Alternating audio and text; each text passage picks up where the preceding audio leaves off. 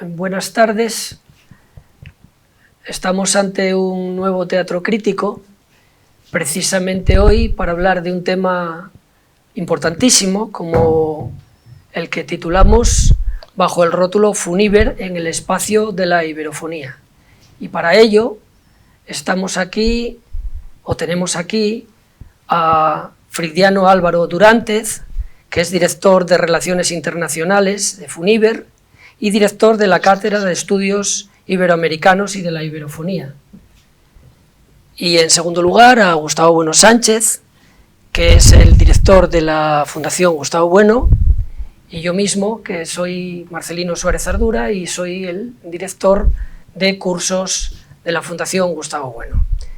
Y nada, vamos a empezar sin más, pasando una pregunta ya a Frigdiano, para que nos explique un poco en qué consiste Funíver y en qué consiste esto de las relaciones institucionales y de la Cátedra de Estudios Iberoamericanos. Buenas tardes, muchas gracias por esta nueva acogida y hospitalario recibimiento de la Fundación Gustavo Bueno. No es la primera vez que tengo el honor, la satisfacción de estar con vosotros aquí, profesores, y me alegro mucho de que se haya articulado este teatro crítico para hablar de algo crítico, por el momento histórico en el que estamos, precisamente de la articulación del conjunto de países de lenguas española y portuguesa de los distintos continentes. Funíver, la Fundación Universitaria Iberoamericana, es una gran plataforma internacional, como su nombre indica, de base esencialmente universitaria, que se desarrolla esencialmente en el mundo, en los países de lenguas española y portuguesa de todos los continentes, y también en otros países que no son precisamente de lengua española y portuguesa, pero Funíver es más grande, ¿no? Realiza una acción educativa universitaria, que analizaremos luego durante esta sesión, también una importante obra cultural, cooperación científico-técnica y mucho más sobre ello. Esta es la plataforma Funíver, que comenzó en su momento especializándose sobre todo en programas académicos a distancia, hace ya más de 26 años. Esta es una parte, pero yo creo importante señalar qué es la iberofonía, qué es este espacio multinacional, para entender un poco el papel tan determinante que en el ámbito no gubernamental y en el ámbito educativo tiene Funíver para la articulación de un mundo de lengua española y portuguesa. El espacio, llamamos espacio de la iberofonía al conjunto de países de lengua española y portuguesa de todos los continentes, es decir, no solamente los iberoamericanos, que técnicamente tiene dos definiciones Iberoamérica, o la América Ibérica, o el sistema de cooperación multilateral entre países hispanohablantes y lusófonos de América y la península ibérica, es decir, normalmente se considera un espacio bicontinental.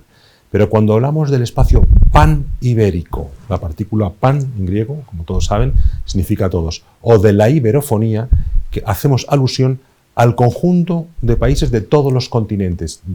Por lo tanto, entra aquí un pilar sustancial que llamaríamos iberoafricano, donde forman parte, en el que forman parte Angola, Mozambique, Guinea Ecuatorial, Guinea-Bissau, Santo Tomé y Príncipe, Cabo Verde, en un sentido más amplio también zonas de Marruecos o de Sáhara. También en Asia, la dimensión filipina o la dimensión de Timor Oriental.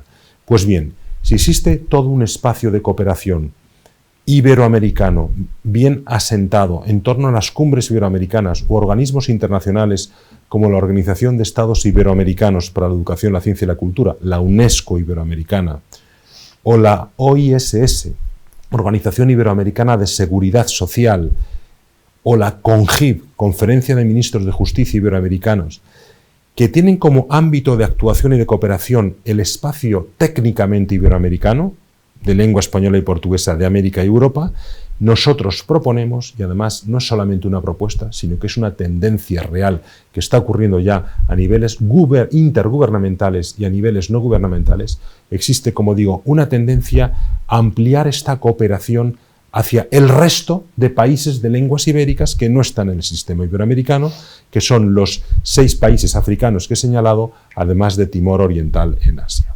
Por supuesto, no podemos perder de vista otras dimensiones no estatales de la iberofonía en el mundo, como son cómo no decirlo, los cerca de 60 millones de hispanos de los Estados Unidos, más de 40 de ellos, 40 millones hispanohablantes, las comunidades luso-descendientes en Asia o en Canadá, la inmigración iberoamericana en general en Canadá, que es superior a 1 millón de personas, en algunos casos es muy interesante y se verá en una imagen que se proyecte.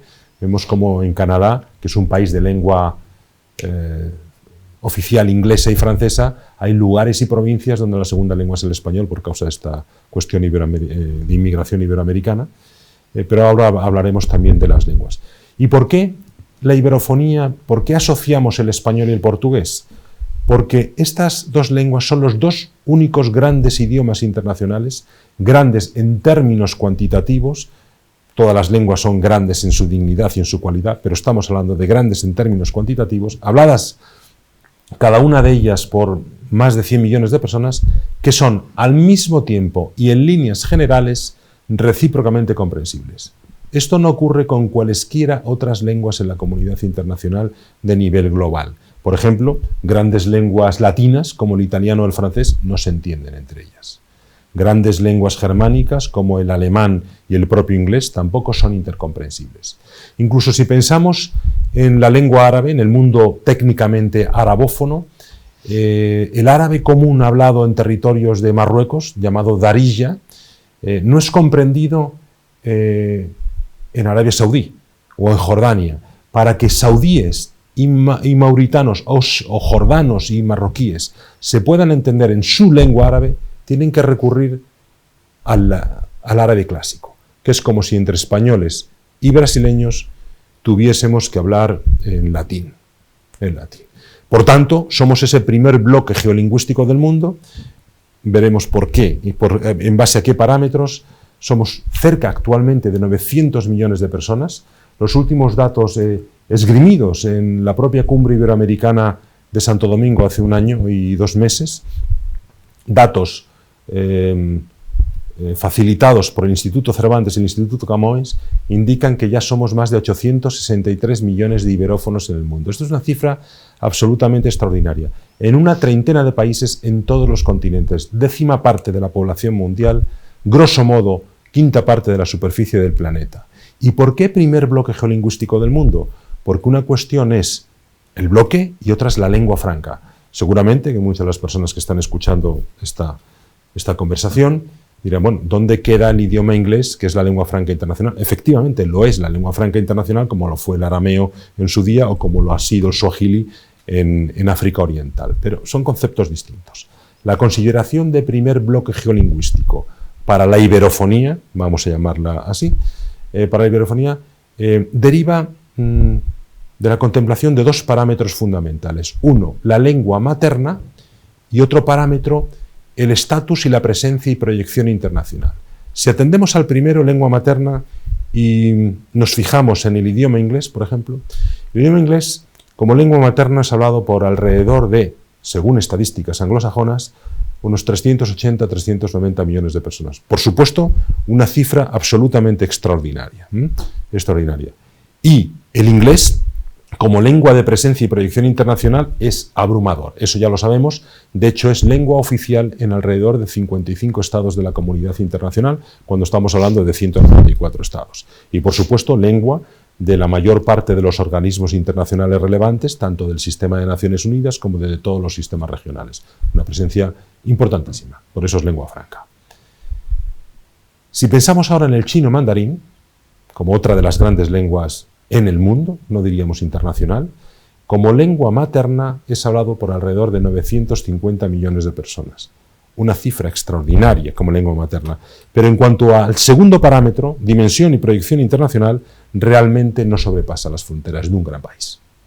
Por lo tanto, queda muy disminuido en ese sentido. Ahora veamos el español y la combinación del español y el portugués. Ya hemos dicho cuál es la base de que asociemos los dos, que es la intercomprensión.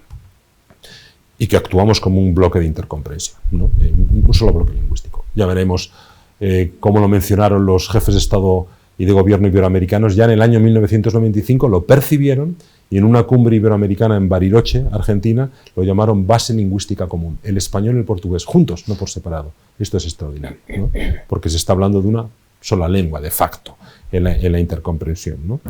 Pues bien, solamente el español considerado por separado como lengua materna llega casi a los 500 millones de personas. Solo el español por separado, muy por encima del inglés. Pero si le sumamos los alrededor de 260, 270 millones de lusófonos, gran parte de ellos también de lengua materna, ya doblamos al inglés como bloque iberófono de lengua materna. 863 millones, cerca de 900, no muy lejos de los 950 millones de sinoparlantes, de chino mandarín, ¿no? No estamos tan lejos. Si vamos al parámetro segundo, el de la presencia y proyección internacional o estatus internacional, pues bueno, el español y el portugués son lenguas oficiales de 30 países, no tan lejos de los 50 del inglés, ¿no? Y también son lenguas oficiales en todos los organismos relevantes internacionales. Por supuesto, todo el sistema de Naciones Unidas, por el español en este caso, no por el portugués, pero también en todo el sistema interamericano, español y portugués, en la Unión Africana, con el portugués en primer lugar, pero también por el español, es algo de lo que podemos hablar luego, porque el español es lengua oficial y de trabajo de la Unión Africana y en otros los principales organismos relevantes. Pues bien, esta cooperación iberófona, bicontinental, iberoamericana, que ha crecido, nacido y crecido durante todo el siglo XX y que llega a su culmen con las cumbres iberoamericanas y los organismos de cooperación, desde los últimos años se está convirtiendo en pan-ibérica, se está ampliando a África. De alguna manera estamos superando esa línea invisible de Tordesillas que ha venido separando la América hispánica del África de lengua portuguesa. Pero esto es muy reciente, esto es de los últimos años, porque ¿quién puede estar en contra de la cooperación entre África y América y la península ibérica? Una cooperación triangular, que es la que ejecuta y la que diseña FUNIBER en el ámbito universitario. No se puede estar en contra cuando compartimos mismos códigos culturales y unas lenguas intercomprensibles, ¿no? Y bueno, yo creo que por aquí quizás ahora pueden ir surgiendo otras. Sí, bueno, unas cuestiones interesantísimas y que en ellas vamos a profundizar luego, y sobre todo porque no es un aspecto puramente pragmático el que nos acaba de contar aquí Fricdiano, sino que tiene también un fundamento teórico en el que luego vamos a entrar, pero vamos a darle la palabra ahora a Gustavo Bueno para que nos explique un poco pues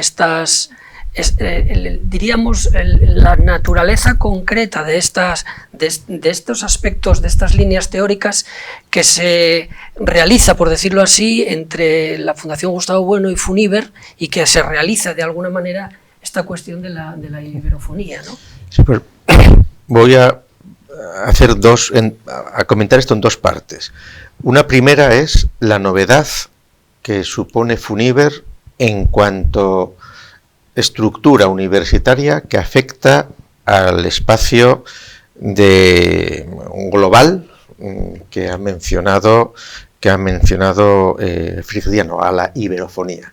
Y aquí hay que recordar que desde el punto de vista de España, académico, se ha estado jugando históricamente, históricamente después de la Segunda Guerra Mundial, pues, y principalmente después de los años 90, de las cumbres iberoamericanas, y pues, en las relaciones por una parte con Europa y por otra parte con Iberoamérica, con un resultado muy desigual. Es decir, en los años 90, con el inicio, en el contexto del quinto centenario, en el contexto de las cumbres iberoamericanas, etcétera, se potenció notablemente los vínculos académicos iberoamericanos.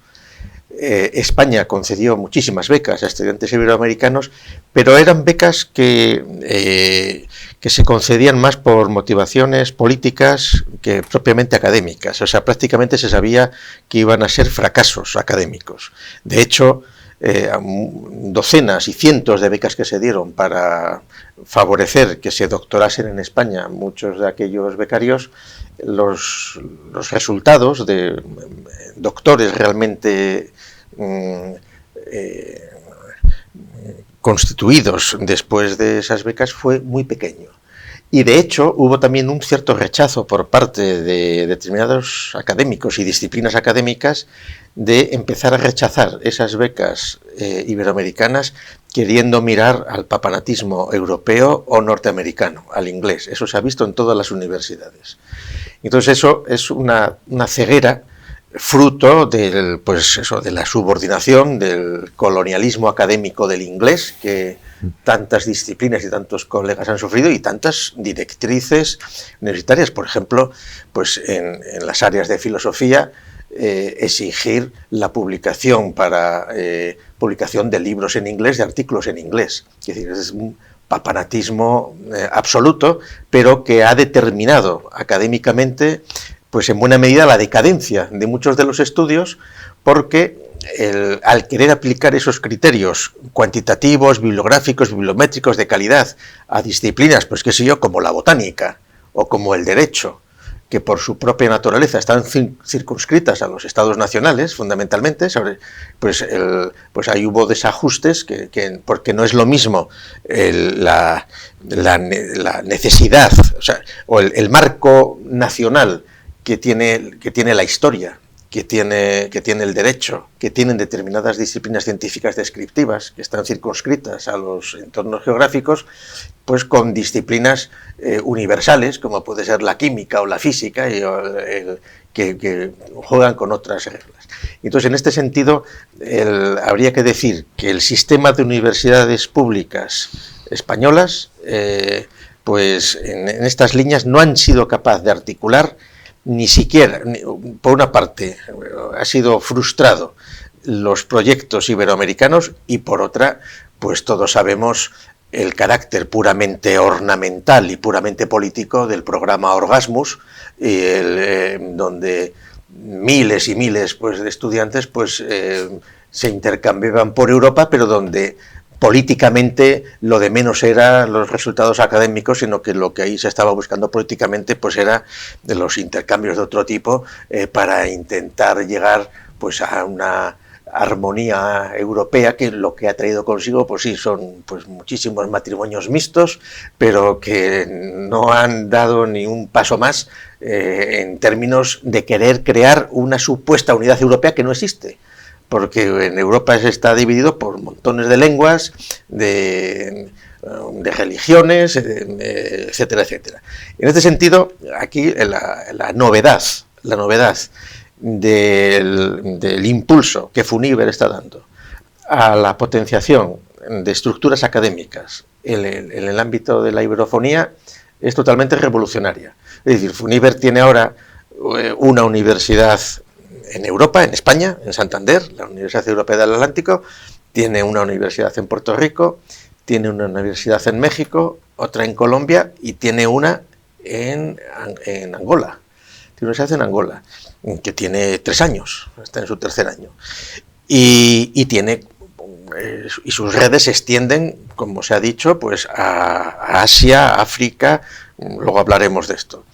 Y entonces, en este sentido, ¿y por qué? Pues en buena medida porque FUNIBER, aunque las universidades que tiene son presenciales y tienen enseñanza presencial, pero están desde el principio diseñadas para intercambios y movilidad de unos alumnos para especializarse en unos sitios o en otros, y también jugando con la enseñanza a distancia, que es la que está llamada a triunfar, y que ya lo está haciendo en el presente, y que es obviamente porque creer que las universidades se restringen a universidades presenciales en el momento de Internet, en el momento de los vídeos, en el momento de la no necesidad de estar apegados a un aula y a un profesor, sino y todo lo contrario, pues eso ya es muchas décadas de experiencia, y en este sentido la visión de FUNIBER es importantísima.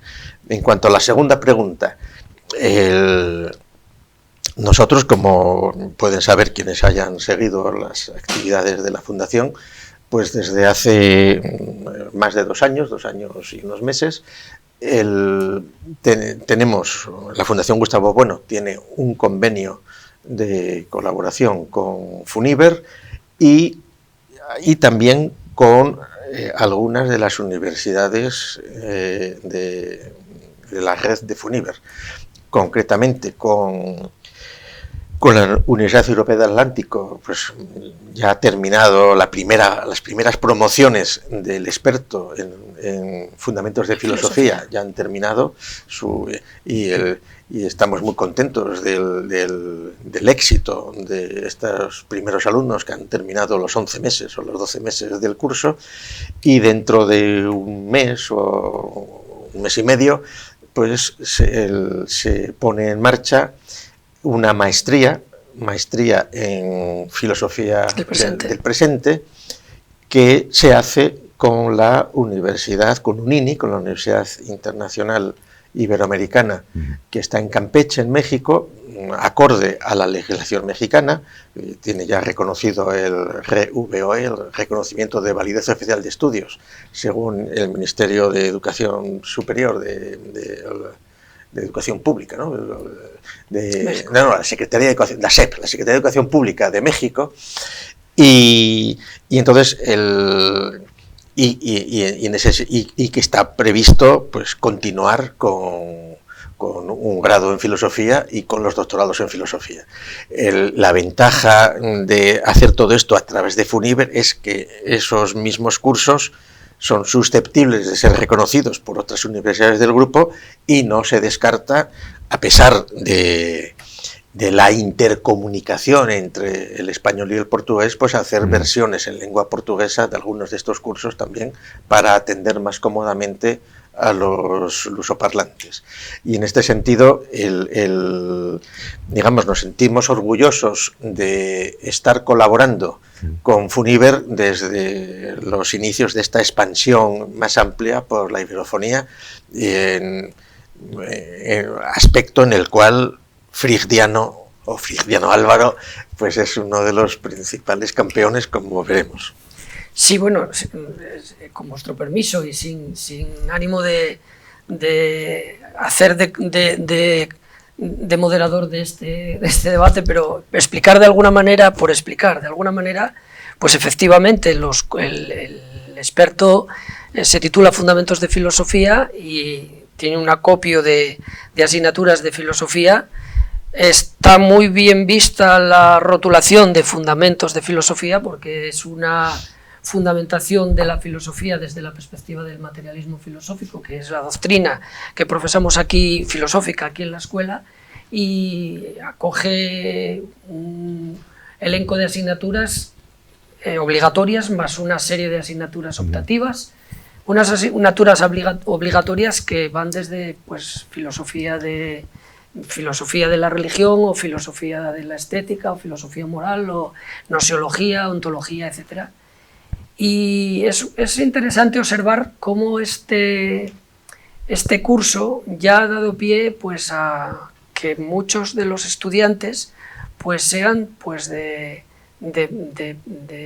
numerosísimos lugares de Iberoamérica, ¿no? Pues tenemos estudiantes argentinos o chilenos, o tenemos estudiantes mexicanos o estudiantes venezolanos, aparte de estudiantes españoles, lo que indica que, diríamos de alguna manera, esta voluntad panibérica que se realiza a través de FUNIBER como instrumento que sirve para realizarla, pues se está haciendo realidad a través de estos cursos de filosofía, de este experto en fundamentos de filosofía, y que está teniendo bastantes resultados.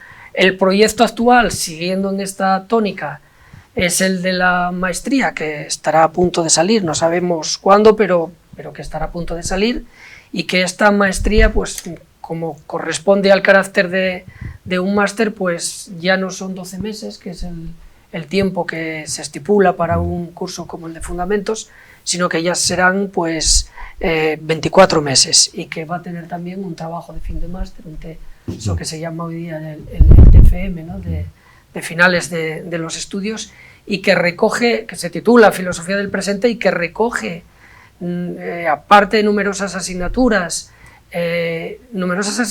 muy actuales y además no vistas en otros cursos, ¿no? Como, pues qué sé yo, filosofía del deporte, o filosofía de la medicina, o filosofía de los mitos, o de las nematologías, etcétera, términos que pueden resultar novedosos a alguna persona, pero que yo creo que va a tener bastante, o eso pensamos, que van a tener bastante recorrido y que va a ser un máster o una maestría pues muy interesante para quienes estén bueno, pues interesados en estos asuntos, ¿no?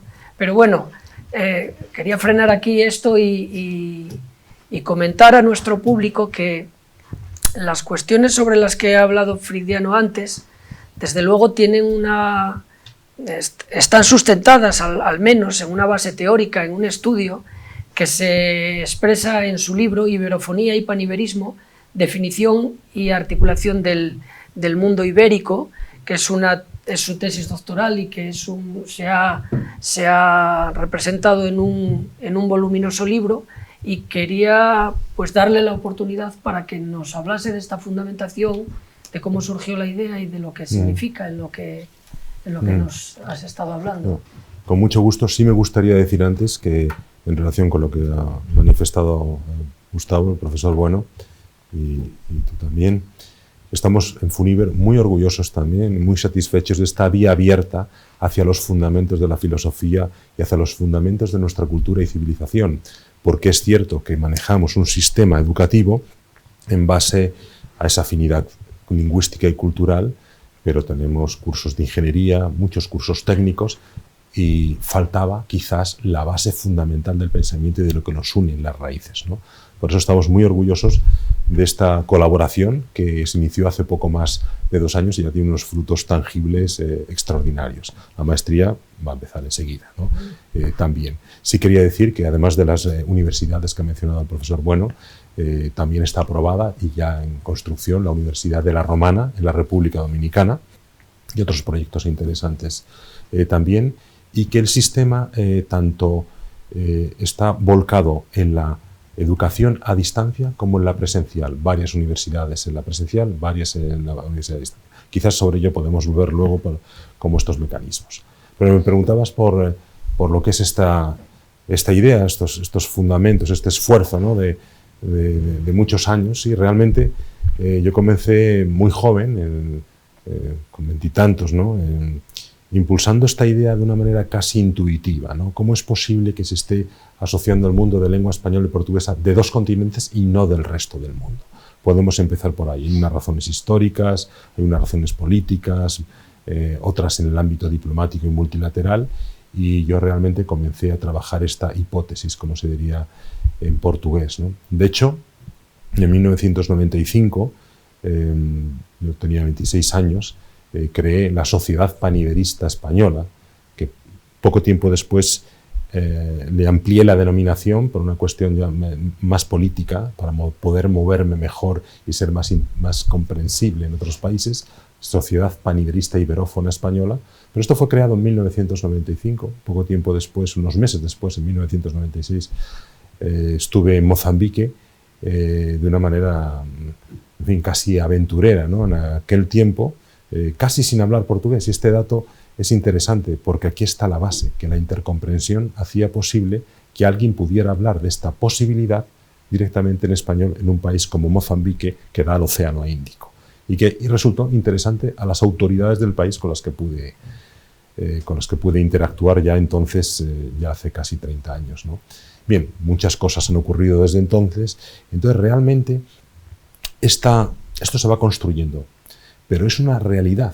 Es decir, ese constructivismo que a veces piensa en el ámbito académico, para que tenga efecto, tiene que tener unas bases reales.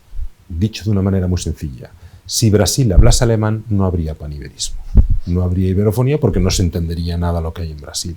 Pero a partir de esa afinidad podemos construir Iberoamérica. Y a partir de la afinidad con los países de enfrente, con los africanos de lengua portuguesa y Guinea Ecuatorial, podemos construir el espacio general de la iberofonía. ¿Dónde están los fundamentos? Nos hemos referido a uno muy formal pero muy sustantivo al mismo tiempo, que es el de la afinidad lingüística entre las 2 grandes lenguas, el español y el portugués, ¿no? Una intercomprensión, que lo veremos ahora, no es perfectamente simétrica, y esto da unas derivadas también muy interesantes. Pero vamos viendo cómo, según va avanzando este proceso de aproximación entre nuestros países, encontramos otros comunes denominadores en el ámbito antropológico, en el ámbito del mestizaje, en el ámbito africano, porque hay un común denominador que es iberoafricano, no solamente la misma África de lengua portuguesa y española, sino que 1/3 de los pilares étnicos de Iberoamérica es africano también. Por lo tanto, hay un reconocimiento directo y eso lo vamos casi descubriendo cuando vamos y avanzamos en nuestra cooperación con los países africanos y con los países estrictamente iberoamericanos. Por lo tanto, filología, lenguas, antropología, sistemas culturales, pero también intereses concretos de cooperación o intereses económicos o concertación en el ámbito multilateral, porque ¿qué es el sistema iberoamericano o qué es la comunidad de países de lengua portuguesa sino espacios para la concertación político-diplomática en entornos tan alejados o tan superiores como el ámbito universal de Naciones Unidas? Ahí se ponen de acuerdo los países para actuar en base a que somos de la misma familia, ¿no? Esto es muy importante, ¿no? Reconozco que este es un primer ensayo, es una ampliación, efectivamente está basado en una tesis doctoral mía, pero lo amplía mucho, ¿no? Porque ya introduce otros elementos, los regímenes internacionales, cómo se va creando todo esto, pero ahora vemos también desde la actividad académica de FUNIBER, precisamente de nuestras universidades, cómo vamos descubriendo otras muchas claves de afinidad. Es un espacio también en construcción, tan real como en construcción en este momento, y necesita ese fundamento académico.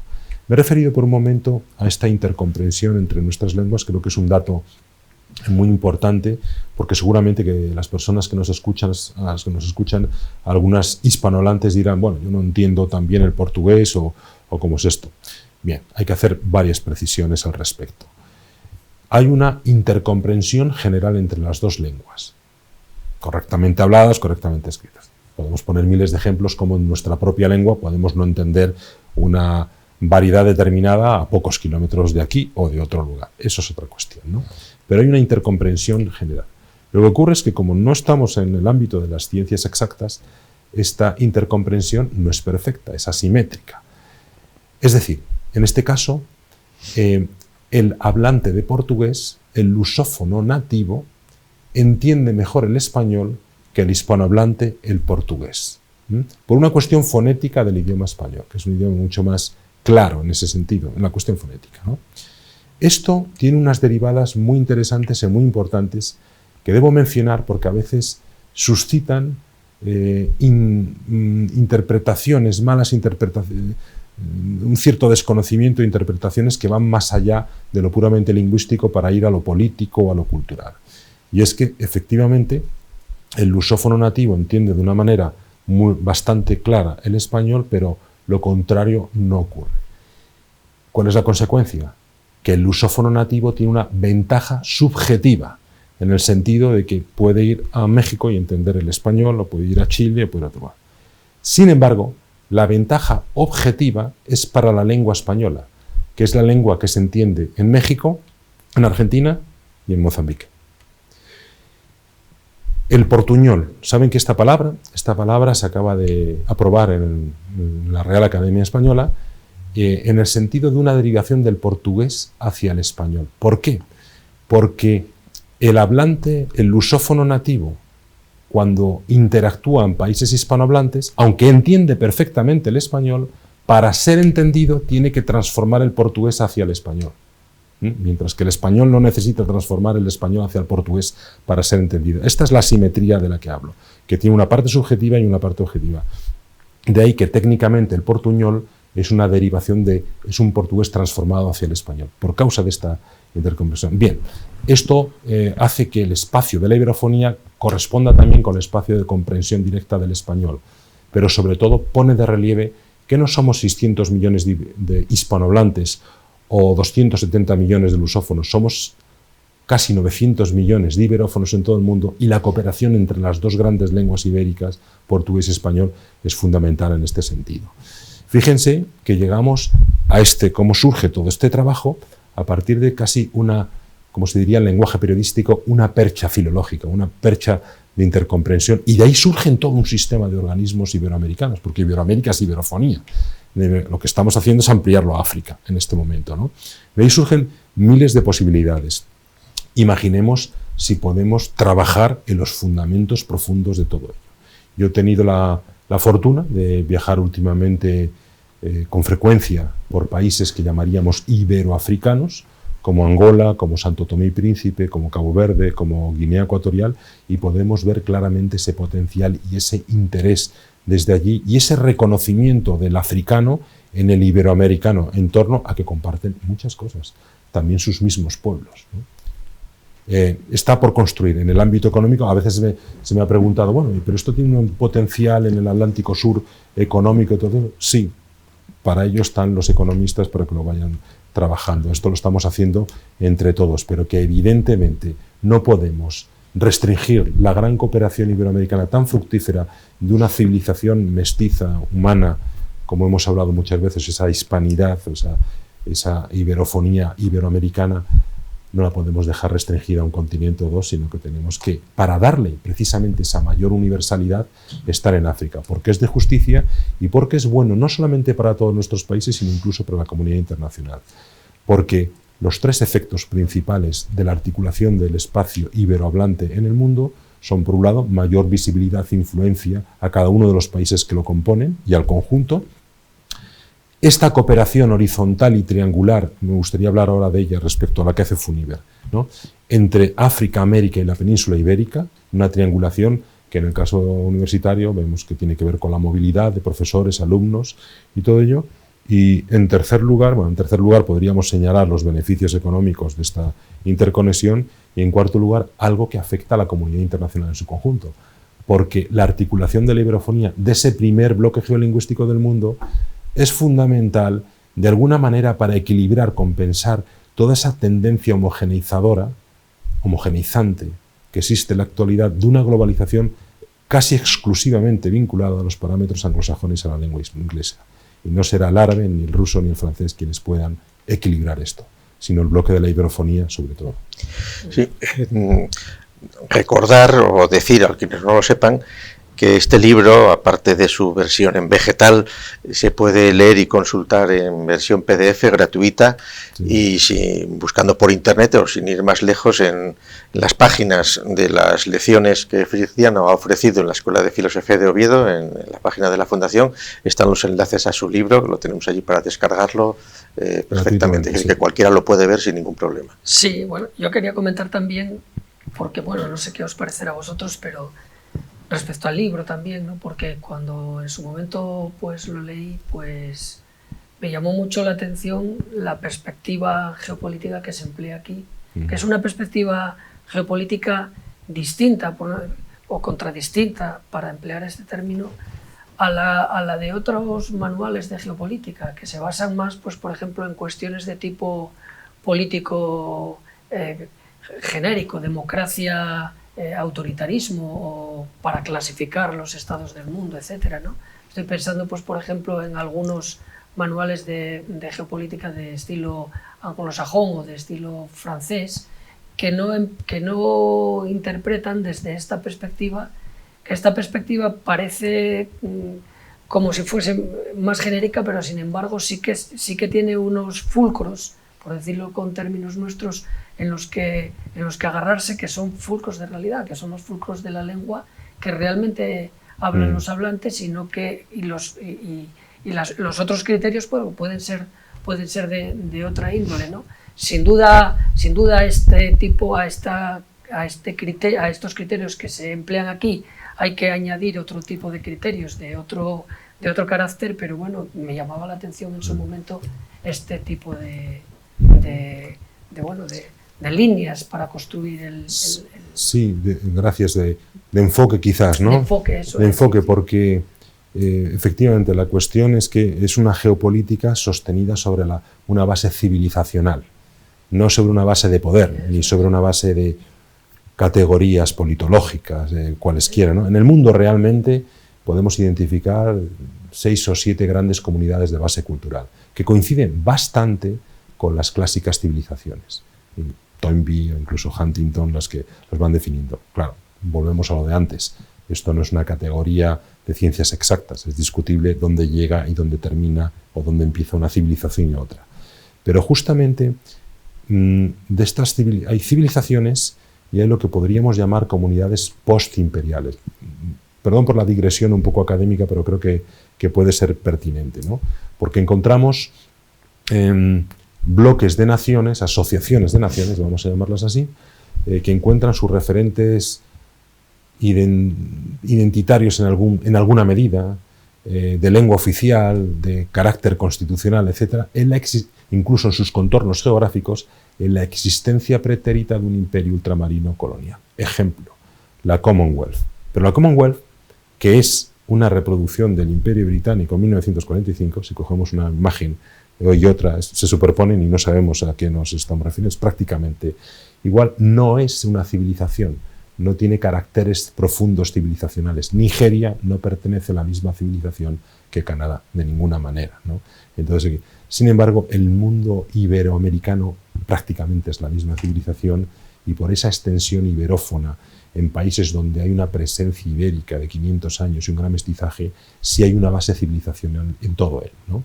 Si hablamos de la OIF, Organización Internacional de la Francofonía, que representa supuestamente, técnicamente, el espacio de lengua francesa, pues ya el concepto se diluye aún más, porque no corresponde ni a ninguna civilización de fondo, ni siquiera a una lengua oficial, porque pueden ser miembros plenos de la Organización Internacional de la Francofonía países como el mismo Egipto, donde no se habla francés. Plenos, hablo de miembros plenos. O Grecia, o Bulgaria. O sea, ¿qué significa esto? Que responde más a un proyecto geopolítico concreto de un país concreto, que es la República Francesa. Nada que ver con una comunidad de valores y de cultura. Bueno, nada que ver, ¿no? Y cuando los franceses hacen los mapas del territorio ocupado por el francés, pues es una cosa exorbitante. Que claro, ponen todo Canadá y solo le falta poner la Antártida también. Claro, por ejemplo, porque lo decíamos antes, ¿no? El francés es lengua cooficial junto al inglés a nivel federal en Canadá. Pues hay parámetros de esta organización que miden los kilómetros cuadrados. Y si medimos las plataformas continentales, o sea, hay que saber dónde es lo sustantivo y qué es lo propagandístico. Lo propagandístico, efectivamente, más allá. Por eso quizás esta es una geopolítica más sustantiva, porque está en la base de la identidad de los pueblos, en bases civilizacionales.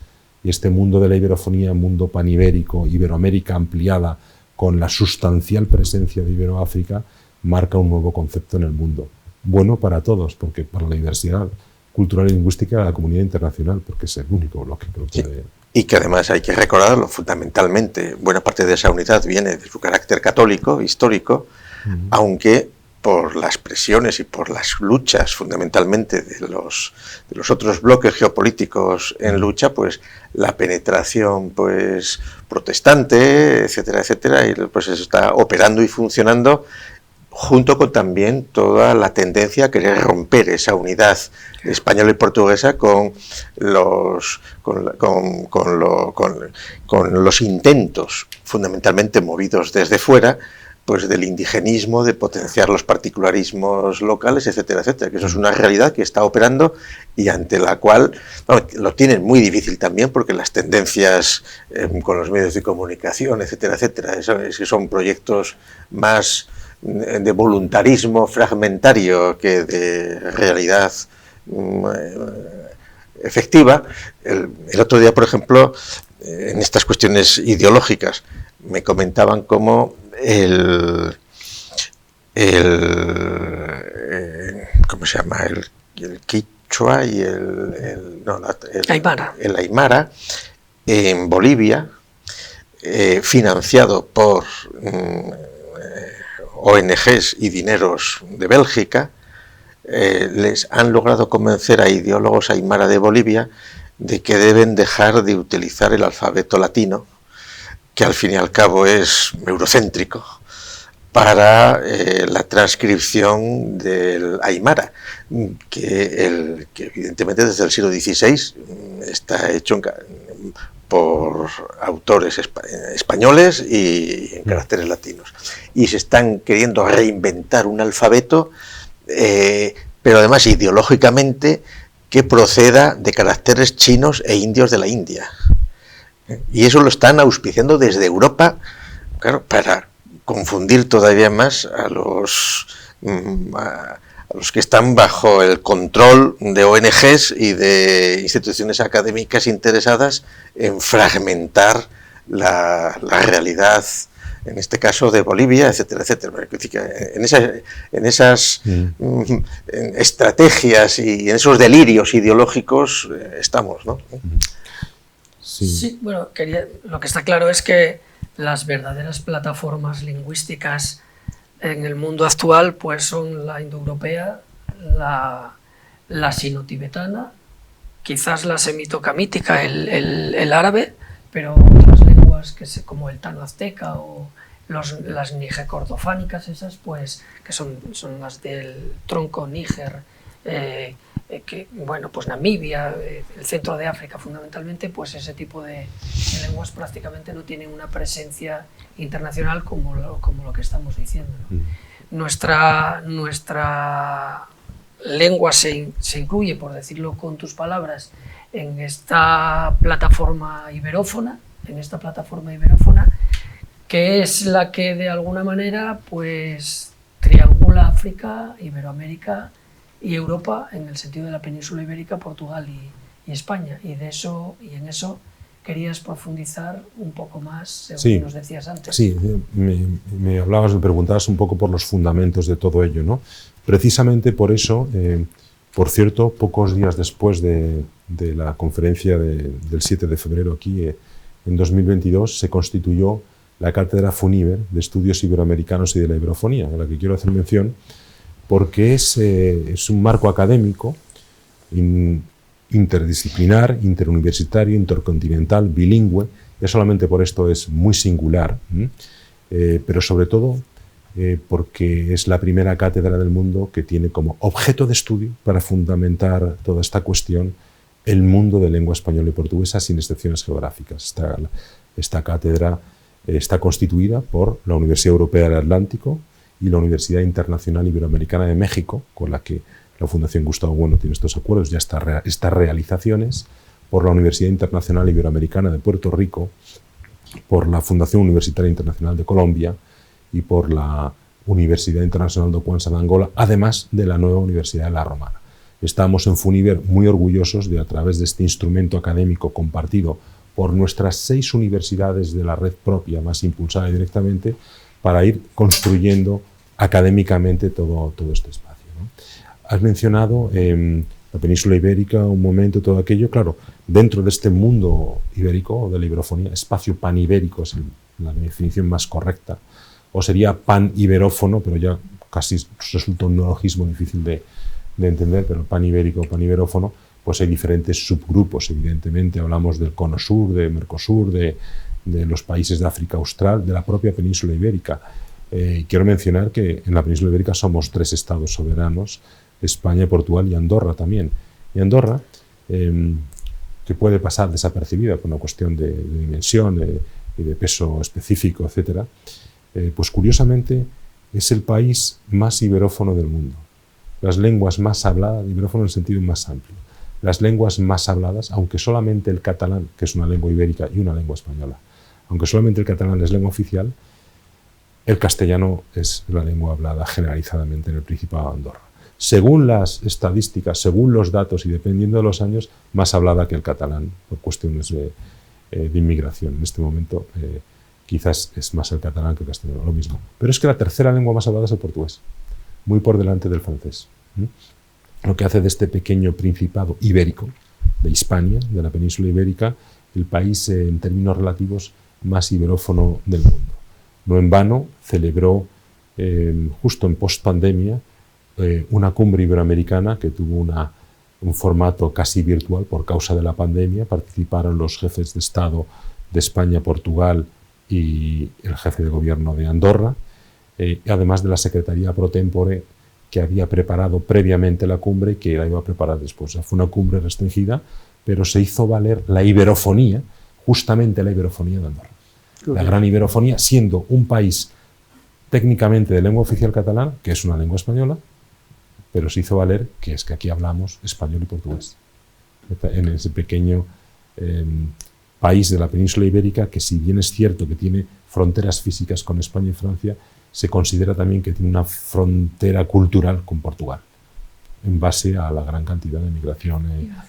Esto es muy interesante, ¿no? Este mundo ibérico tiene desde países continentales o muy grandes como Brasil, México y Argentina, hasta microestados, hay que llamarlos así, pues es el nombre técnico, como Santo Tomé y Príncipe, en África Ecuatorial, o Andorra, países medios como Colombia, o Venezuela o Perú, en fin, es un mundo diverso con un gran potencial.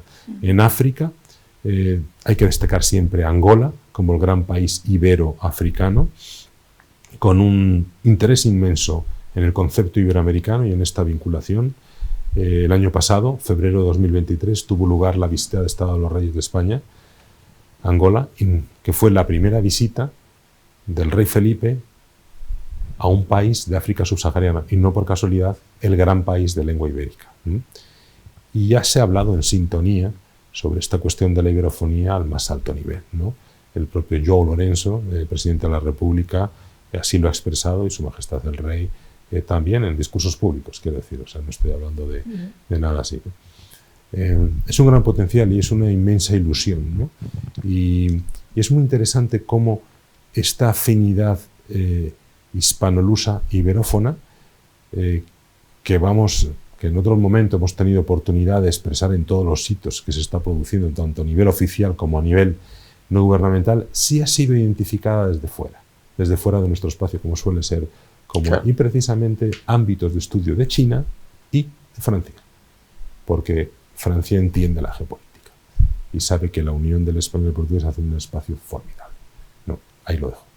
Claro, efectivamente, lo mismo ocurría en su momento histórico, ¿no?, con España, cuando empieza a ser reconocida primero desde fuera el nombre de español que desde dentro, ¿no? Pues la potencia de las lenguas iberas, pues sí que empiezan a ser reconocidas geopolíticamente desde los otros, desde los que están mirando, sí, este tipo de...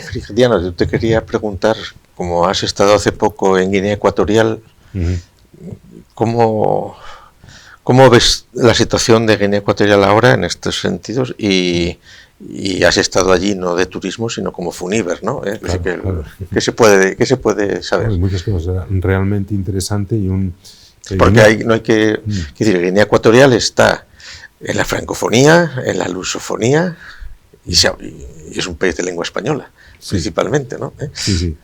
En Guinea Ecuatorial confluyen, desde luego ha sido, gracias por la pregunta, porque además es muy actual, es de los últimos días, he tenido la oportunidad de entrevistarme con actores culturales e institucionales muy importantes del país, con una gran sensibilidad hispánica.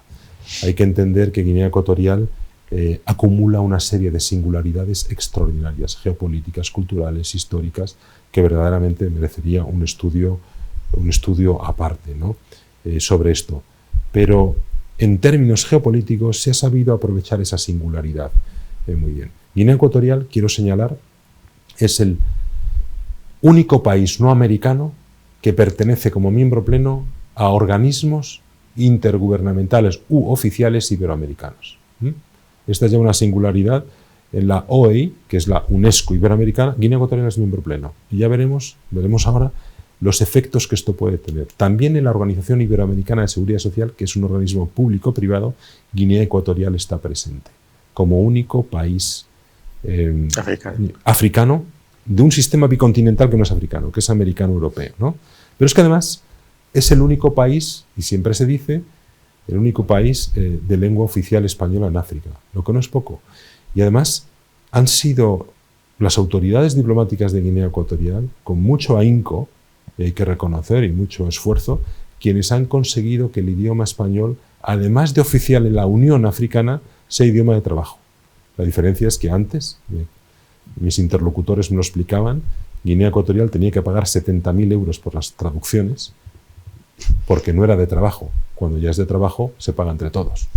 Y esto lo ha conseguido la pequeña Guinea Ecuatorial, que es miembro de 2 organismos sectoriales del sistema iberoamericano, pero no de la Conferencia de Jefes de Estado y de Gobierno. Bien, históricamente, Guinea Ecuatorial, en una suerte de geopolítica diversa, con varios, como un trapecio, ¿no?, con diferentes zonas de conexión, se vinculó a la OIF, Organización Internacional de la Francofonía, en base a superar ese aislamiento que podría tener por ahí, y al estar rodeado en gran parte de países de lengua francesa. Pero ya hemos hecho mención a lo que es la francofonía, que tiene ciertos elementos de artificialidad y de oficialidad y artificialidad, no es verdaderamente sustantiva, pero Guinea Ecuatorial podía estar ahí. Sin embargo, Guinea Ecuatorial dio un paso importante a partir del año 2006 y se vinculó a la Comunidad de Países de Lengua Portuguesa.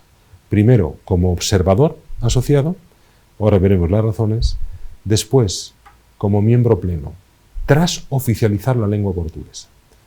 Bien, en Guinea Ecuatorial nadie habla portugués. De facto es el único país que es miembro de la CPLP, CPLP es Comunidad de Países de Lengua Portuguesa, que no es lusófono, pero cumple un requisito formal, que es que oficializó la lengua. Entonces, al oficializar la lengua y haber un apoyo político, se ha incorporado un país que no es lusófono a la Comunidad de Países Lusófonos. Bien, estos son los criterios formales, pero ¿qué está debajo de todo ello? Digamos, el fundamento que le ha permitido estar, que es iberófono, que se entienden hablando en español. Claro. Esto alguien no lo querría reconocer públicamente, pero es la verdad. Es decir, lo que decíamos antes de Brasil, si hablase en ruso no sería posible, si hablase en alemán no sería posible. Sin embargo, la intercomprensión funciona y el cumplimiento del requisito formal se ha hecho. Por lo tanto, han podido comenzar. Y esto es muy importante ya, esto es una razón de fondo, ¿no? o un argumento de fondo para que la cosa funcione, la intercomprensión y la incorporación de Guinea Ecuatorial. Pero claro, pensemos que Guinea Ecuatorial, en el espacio de la CPLP, donde hay 5 países africanos, predominan los países africanos, son 5 países africanos de lengua portuguesa, Brasil, Portugal y Timor Oriental, otro microestado de Asia. Bien, pues entre 5 países de lengua portuguesa, Guinea Ecuatorial, el sexto de lengua oficial, ocupa un papel visible, un papel importante visible, sobre todo si tenemos en cuenta que de los 5 países de lengua portuguesa, 3 son microestados también, Guinea-Bissau, Cabo Verde y Santo Tomé. Guinea Ecuatorial es del mismo tamaño. Angola y Mozambique son gigantes, están al lado, pero ocupa un lugar visible entre 5, 6. Sin embargo, la francofonía no es visible, ¿no? O sea que tiene sentido, pero es muy interesante porque esta conexión de Guinea Ecuatorial entre el mundo CPLP, Comunidad de Países de Lengua Portuguesa, y los organismos iberoamericanos es extraordinaria, porque solamente hay 3 países que pertenecen simultáneamente a los 2 sistemas, que son el Gran Brasil, Portugal y Guinea Ecuatorial. Pero voy a hablar de otra singularidad. Es la contraprueba de lo que estás diciendo, es decir, desde una lengua se entiende otra.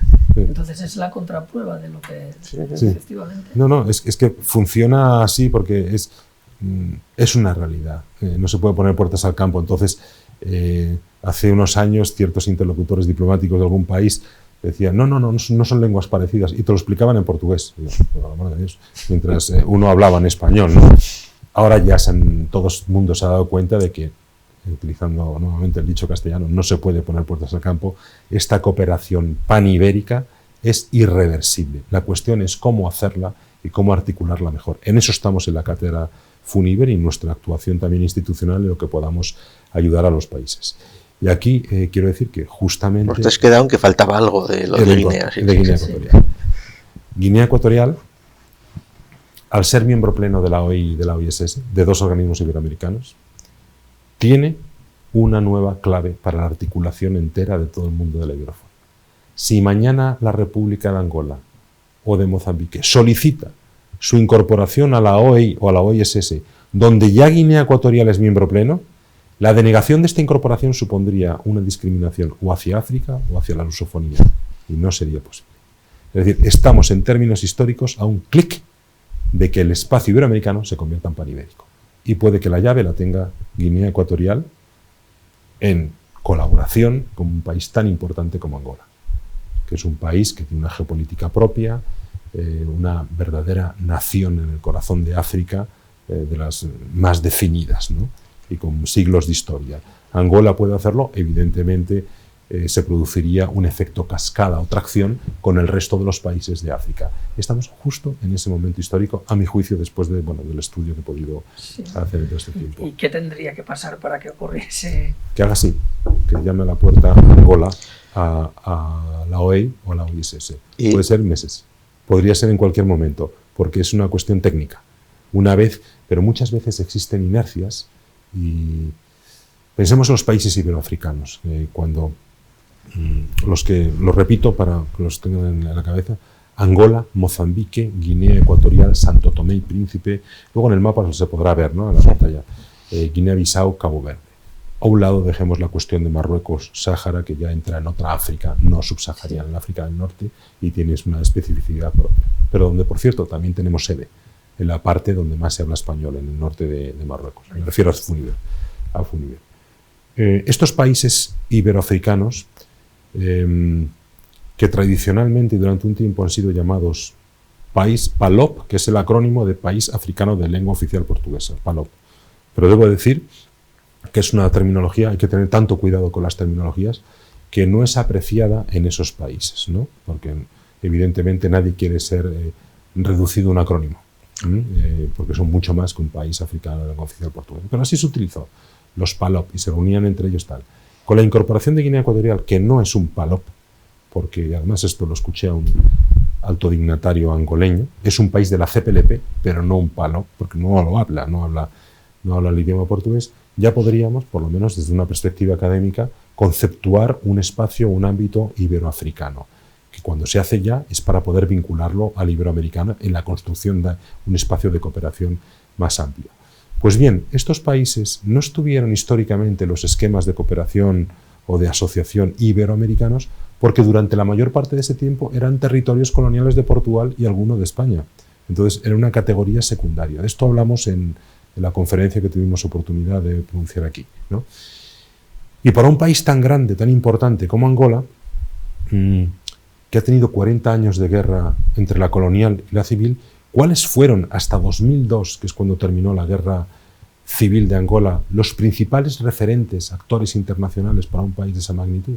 Evidentemente Portugal, como potencia ultramarina, metropolitana, histórica, evidentemente Portugal, pero pronto llegó la Guerra Fría, y los dos referentes eran, naturalmente, la Unión Soviética, que apoyó el MPLA, Movimiento por la Liberación de Angola, y los Estados Unidos. Hasta aquí se entiende.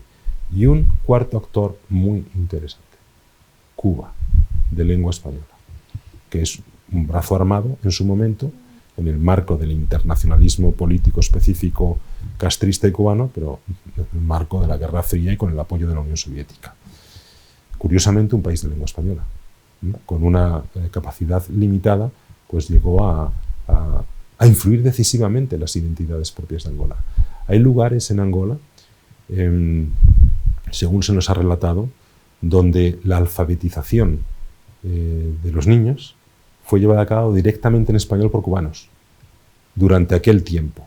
Hoy es visible la presencia cubana hispanohablante en Angola porque las élites del país han estudiado en Angola o han sido formadas en Cuba o han sido formadas por cubanos, además de la presencia física todavía hoy en el ámbito de la sanidad, en el ámbito de la educación y en otros de ciudadanos cubanos en este país. Por tanto, quiero decir que los referentes internacionales de Angola, por poner el ejemplo de Angola nada más, han sido cuatro países hasta hace nada.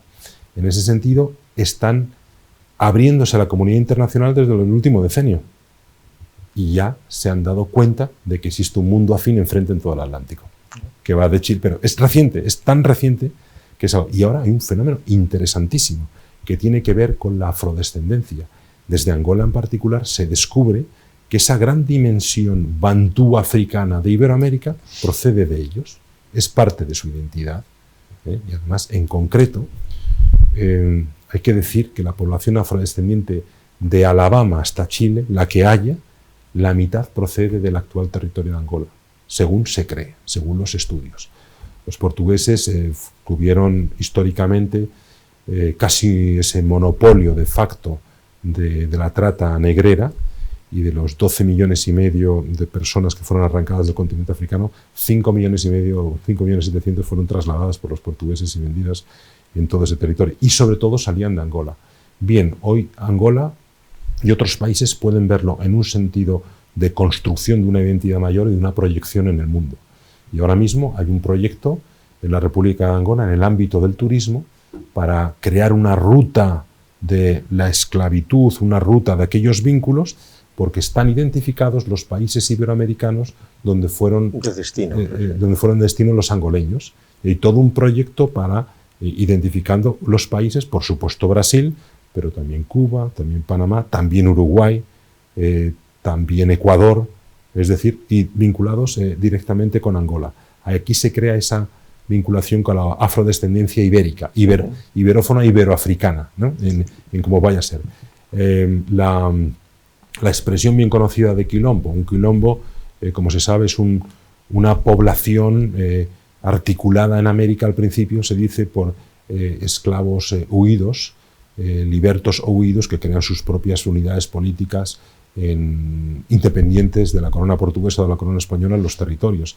Pues en estos quilombos todavía se habla la lengua del reino de Bailundo, de Angola, pero no solamente en Brasil, también en países como Colombia. Entonces, existe otro común denominador extraordinario y muchas cosas que tenemos que explorar. Sí. Bueno, cuando estuvimos en febrero aquí con el embajador de Angola ante España y Andorra, hablando con él se formó en la Escuela de Guerra de Moscú, y él, al enseñarle los diccionarios soviéticos de filosofía, me dijeron: nosotros estudiamos por estas ediciones en español, por las versiones en español de los diccionarios de filosofía soviéticos, claro. Una pregunta, si por curiosidad, porque anoche estuvimos en Madrid cenando tú y yo con el embajador en España de Cabo Verde. Y hablamos de otras cosas, entre otras de lo bien que nos entendíamos hablando en español, pero por ejemplo, Funiver en Cabo Verde, ¿qué actividad hace? Sí, o qué cosas hace? La sede de Funiver en Cabo Verde tiene unos 2 años. Funiver tiene presencia física y sedes y delegaciones en unos 35 países. La más grande es en Brasil, en Santa Catarina, donde quizás trabajan más de 100 personas o cerca de 200 personas, una sede muy grande que centraliza un poco lo que son los materiales en lengua portuguesa para todo ello, ¿no? Hay sedes medianas, sedes más menos grandes, Colombia, 50 personas, 60, etcétera. Es una organización grande, como vemos, pero algunas sedes son más pequeñas porque están comenzando, ¿no? En el caso de nuestra presencia en Cabo Verde, nuestro director Jorge Cologan, tenemos una pequeña delegación en Praia, en la capital, y hasta ahora lo que estamos haciendo es acuerdos con las universidades del país, como la Universidad Técnica do Atlántico, que es una universidad muy tecnológica. Los estudios de Funiver, estoy muy contento de la apertura de la filosofía, pero hasta ahora han sido muy tecnológicos, y lo son, ¿no? Porque, por una razón histórica, porque Funiver también, por 2 razones, fue formada por un grupo al principio de doctores en ingeniería, y también porque, atendiendo a las necesidades fácticas en el terreno de estos países, pues se necesitaban ingenieros agrónomos en ese momento, ¿no? O lo que fuera, lo que no quiere decir que necesitamos crear el fundamento, y aquí con la alianza con la Fundación Gustavo Bueno, que es fundamental, ¿no?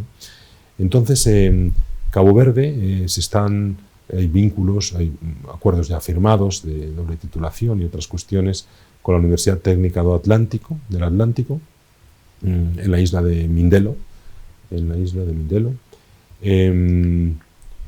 tenemos obra cultural, ya hemos llevado a Cabo Verde obra de Dalí, precisamente, colecciones completas de grabados, propiedad de Funiver. Esto, hablaré ahora de ello, de la obra cultural de Funiver, a Cabo Verde.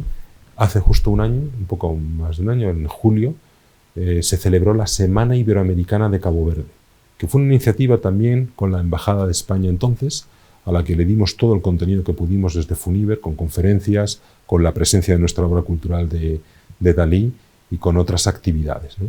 Cabo Verde, hay que tener en cuenta cómo podemos ayudar desde Funiver en países que tienen un peso específico menor, me refiero en dimensión, en población, en economía, que un país como Angola o como Brasil o como Perú.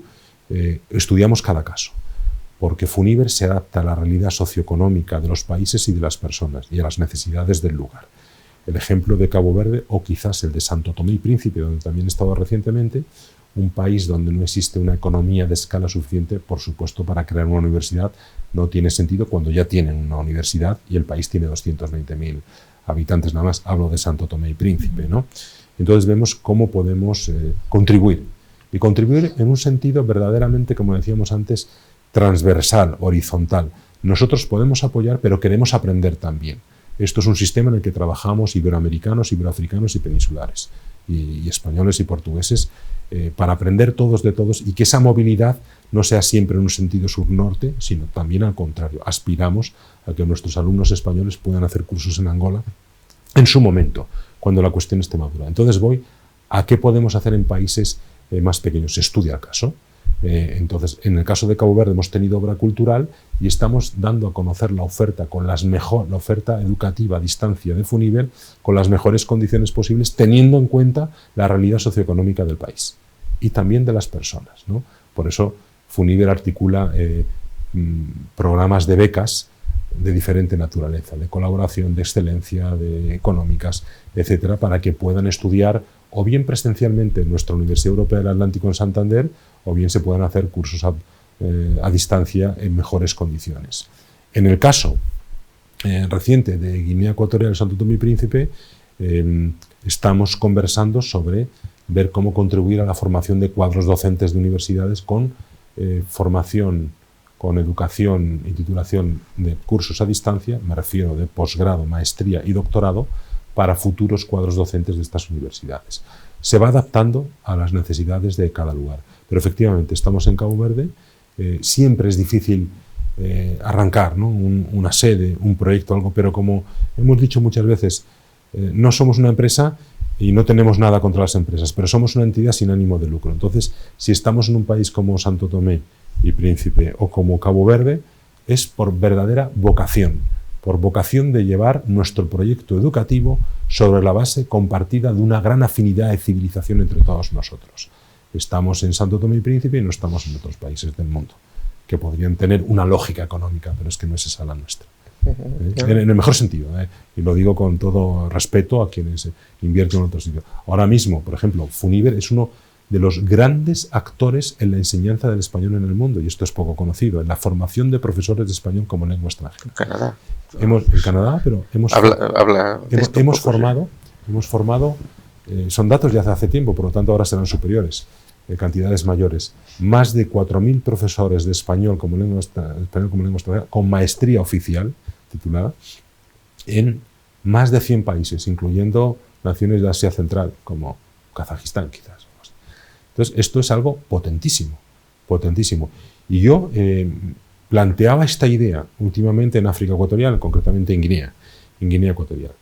Si es verdad que egresados de las universidades mexicanas están contribuyendo de una manera esencial a enseñar y difundir el español en los Estados Unidos, es decir, México se enfoca en los Estados Unidos, y cuando el Instituto Cervantes, institución pública española, u otras universidades españolas tienen un proyecto en los Estados Unidos, es cierto que consultan con México, que es el país que tiene, por decirlo así, esa preferencia, ¿no?, hacia los Estados Unidos. Si es verdad que a Europa le enseña español los profesores españoles, ¿qué país debería enseñar el español en África? Guinea Ecuatorial. Porque Guinea Ecuatorial, a pesar de ser pequeña, es hispanohablante. Es hispanohablante. Un egresado, un licenciado ecuatoguineano que pueda tener una formación como profesor de español como lengua extranjera, puede hacer un servicio extraordinario en los sistemas educativos de los países vecinos. Y dando una gran visibilidad a Guinea Ecuatorial con funcionarios, con profesores ecuatoguineanos. No sabemos la razón exacta, pero, por ejemplo, en Costa de Marfil hay cerca de 800.000 estudiantes de español o interesados en español. El 2% de la población. Es que no sabemos por qué. Podemos teorizar sobre ello, por qué el español es tan atractivo, pero lo cierto es que hay 800.000.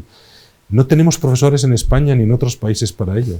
O sea, es verdaderamente una gran oportunidad, una aportación que puede hacer FUNIBER, en concreto, si estamos hablando de ellas, es favorecer lo más posible con programas de becas que egresados ecuatoguineanos o hispanohablantes en general, pero digo ecuatoguineanos porque son africanos ya y están habituados y amoldados al entorno, a su vecindario, puedan ser profesores de español y tener trabajo seguro. Es una cuestión de empleabilidad en toda África Occidental y en toda África Ecuatorial. El país también en términos, sí, fíjense que tenemos Costa de Marfil con 800.000 estudiantes de español, pero es que Gabón, que es un país limítrofe con Con Guinea Ecuatorial, en términos relativos, es donde más interesa el español en África Ecuatorial también. Es en toda España. Yo vengo de Gabón, he estado también en esta gira, he estado también en Gabón y he visto las promociones de estudiantes de español en la universidad que están allí. Y aquí nos entraríamos en otra cuestión que tiene que ver con lo que respecto al atractivo del idioma español y tiene que ver con la apreciación que hacíamos sobre la fonética. Más que en Angola y que en Mozambique, por ejemplo. Claro, es que en Angola y Mozambique hablan ya algo muy parecido. Claro. Algo muy parecido. Pero ¿por qué? Aquí entramos en otra... Pero creo que es interesante, sí, ¿no? Es interesante, es interesante teorizar un poco el por qué. Entramos, o sea, ¿por qué tan interesante el español en el mundo en general y vemos en África Occidental? Siempre se ha dicho que era la cuestión fonética del español. Sí, ¿no? yo apunto por esa línea. Esa es una de ellas, ¿no? Pero yo creo que se está dando una confluencia de varias cuestiones. Por un lado, ahora mismo hemos mencionado la francofonía, que está presente, evidentemente, son países de lengua oficial francesa, pero en este momento geopolítico, en África Occidental, hay una clarísima contestación a la política de Francia y todo. Y eso se traduce también... Bueno, tú no lo puedes decir porque eres diplomático, digamos, al neocolonialismo del franco-cefa y todas estas cosas, ¿no? Yo no digo... Eso lo digo yo. Eso, Gustavo, bueno.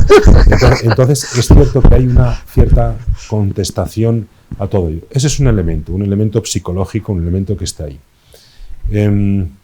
Después, quitando el caso especialísimo, nuevamente, de Guinea Ecuatorial, el idioma español no es percibido en África como un idioma colonial, porque está ausente.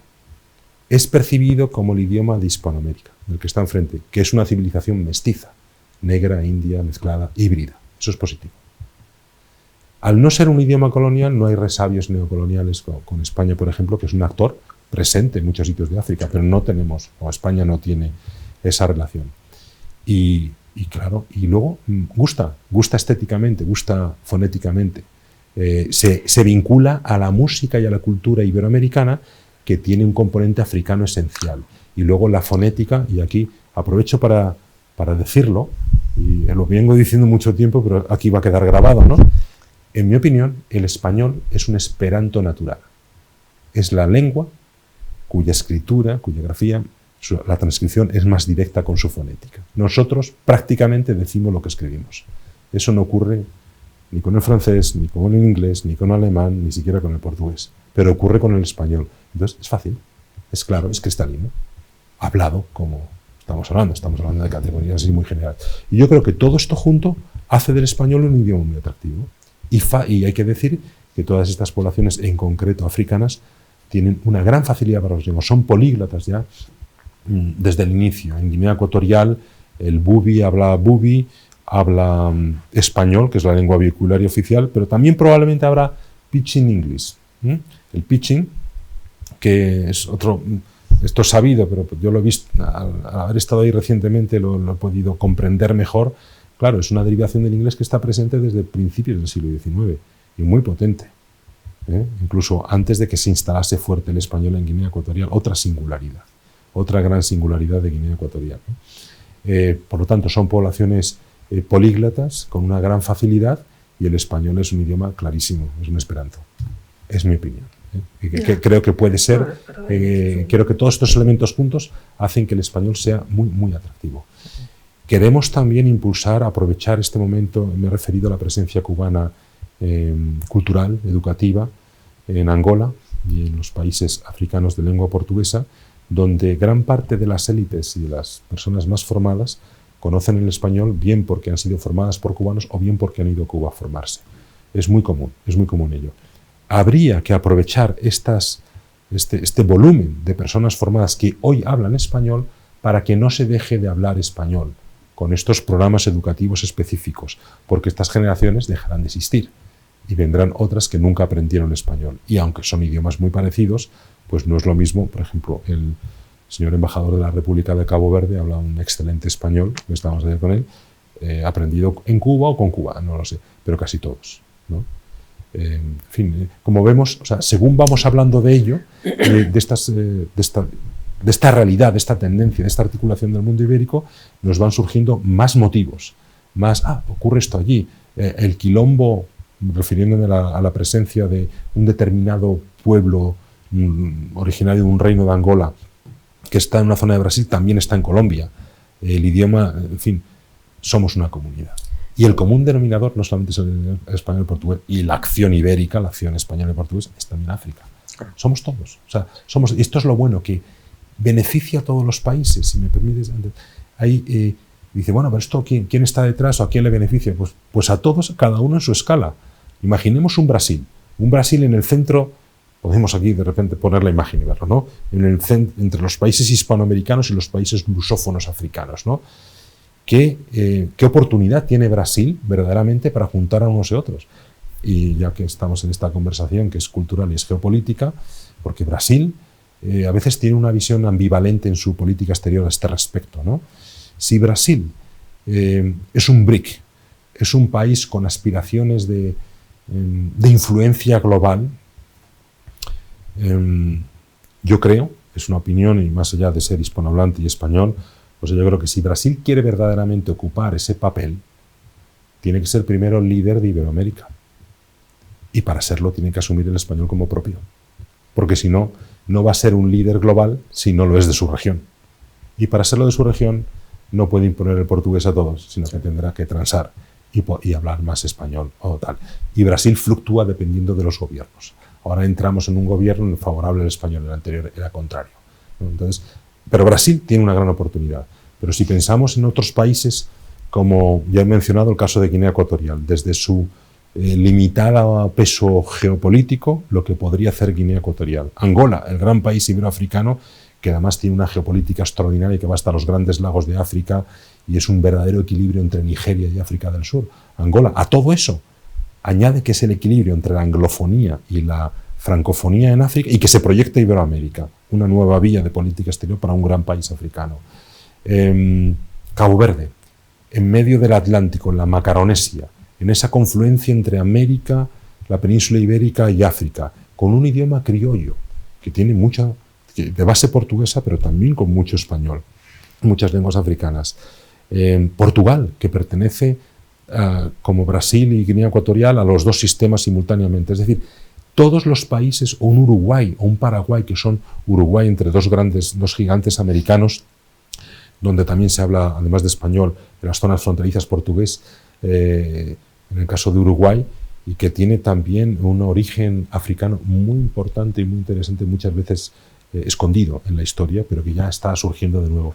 Cuba, es decir, todos en este conjunto civilizacional de familia, cada uno puede aportar lo suyo con mucho orgullo. Me he referido a Andorra, el país más iberófono del mundo. Y se está hablando de la iberofonía en Andorra, y me consta que, has mencionado, profesor, al embajador de la República de Angola, el señor Alfredo Donde, pues bien, entre Angola y Andorra se ha hablado de iberofonía.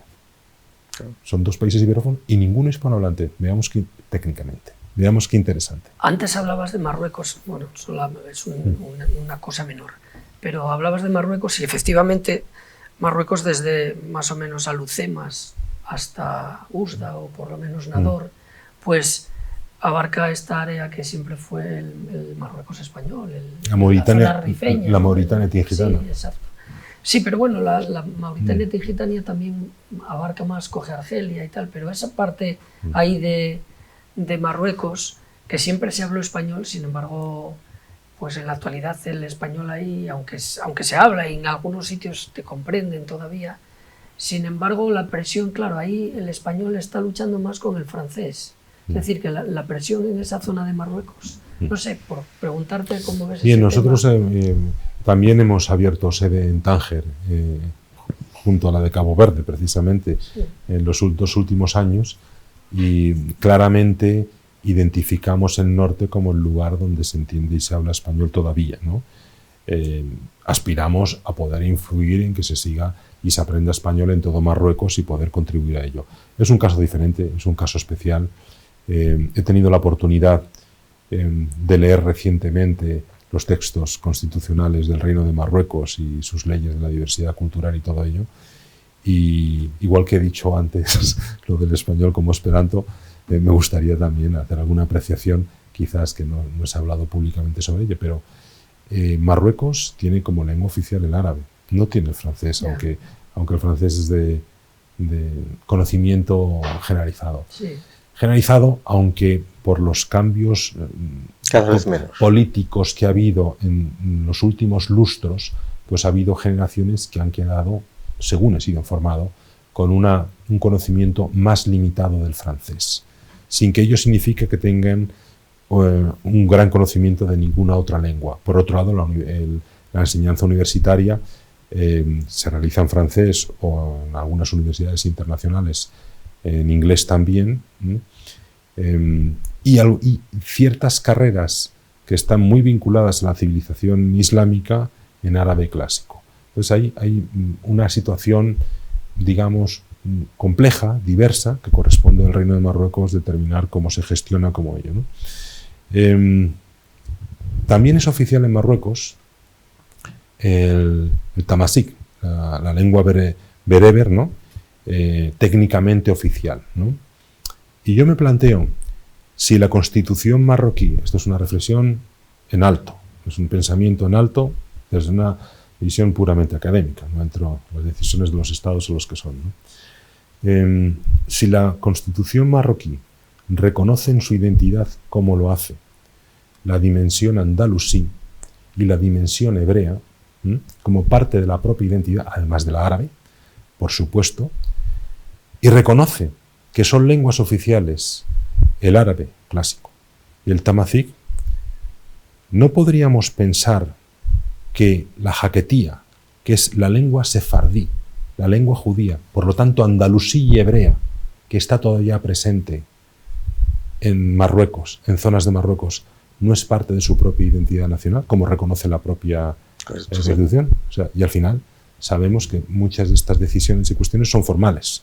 Es decir, que la jaquetía es minoritaria, pero es un español, es un sefardí, hablado por una parte muy minoritaria, pero es nacional de allí.